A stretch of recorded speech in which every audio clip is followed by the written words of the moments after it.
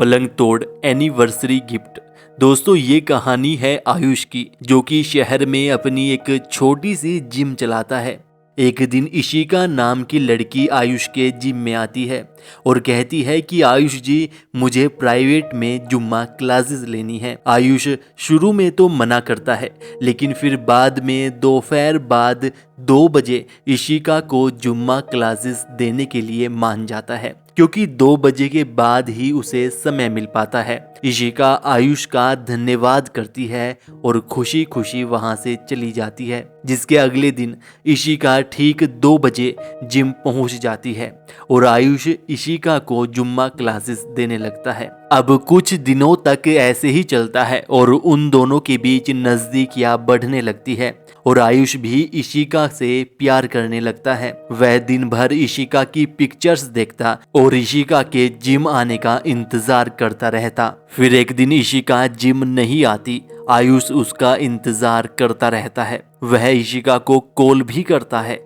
लेकिन इशिका उसका फोन नहीं उठाती। फिर उससे अगले दिन भी इशिका जिम नहीं आती और इस तरह आयुष को उसका इंतजार करते हुए 4 दिन गुजर जाते हैं और इस दौरान इशिका ना तो जिम ही आती है और ना ही आयुष का फोन ही उठाती। और अब आयुष इशिका के लिए परेशान होने लगता है। वह फाइल से इशिका का रजिस्ट्रेशन फॉर्म निकालता है और इशिका द्वारा फॉर्म में भरे हुए एड्रेस की फोटो लेकर इशिका के घर पहुंच जाता है। वह 2 दिनों तक घर के बाहर खड़ा होकर इशिका का इंतजार करता है, लेकिन जब इशिका बाहर नहीं आती तो वह अंदर चला जाता है और जैसे ही डोरबेल बजाता है तो इशिका दरवाजा खोलती है और आयुष को वहां पर देखकर चौंक जाती है।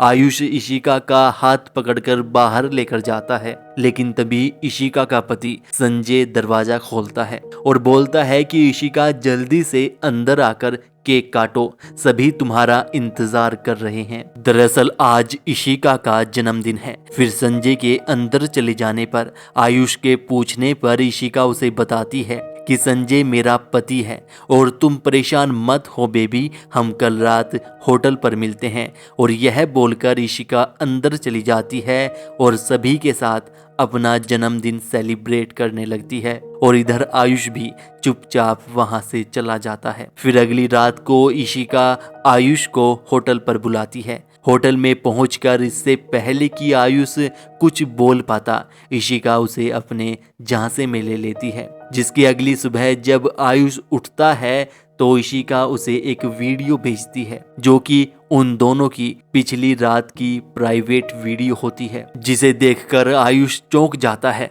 वह इशिका को फोन करके बोलता है कि तुमने मेरे बिना पूछे यह वीडियो क्यों बनाई। तो इशिका उसे दोबारा उसी होटल पर मिलने को बुलाती है। होटल में पहुंचते ही इशिका उसे डांटते हुए बोलती है कि तुम्हें मेरे बताए हुए क्लाइंट के पास जाकर अपनी सर्विस देनी होगी, जिसके बदले तुम्हें पैसे भी मिलेंगे, जिसमें से 40% तुम्हारे और 60% मेरे, वरना मैं तुम्हारी ये वीडियो लीक कर दूंगी, क्योंकि इसमें वैसे भी तुम्हारा ही चेहरा दिख रहा है।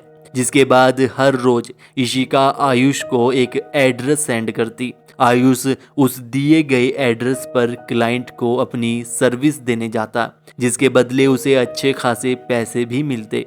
कुछ दिनों तक ऐसा ही चलता है। आयुष नए नए क्लाइंट के पास जाता है, उन्हें अपनी सर्विस प्रोवाइड करता है, खुश करता है, लेकिन अब आयुष इस काम से ऊब जाता है। वह डिसाइड करता है कि अब वह इशिका से नहीं डरेगा और यह काम तो बिल्कुल नहीं करेगा।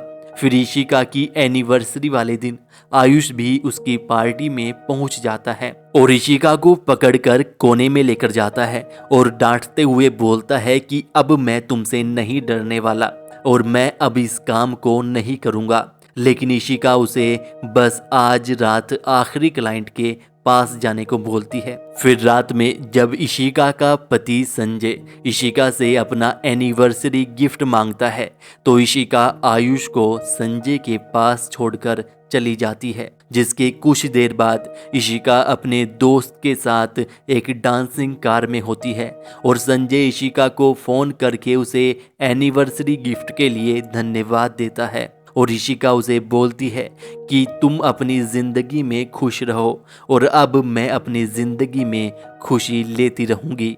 और इस वेब सीरीज़ का यहीं पर एंड हो जाता है। आपको यह वेब सीरीज़ कैसी लगी और इसके संबंध में आपकी क्या राय है, हमें कमेंट करके ज़रूर बताइएगा। वीडियो को लाइक और शेयर कीजिएगा और अगर चैनल पर नए आए हैं तो सब्सक्राइब करके बेल आइकन भी दबा लीजिएगा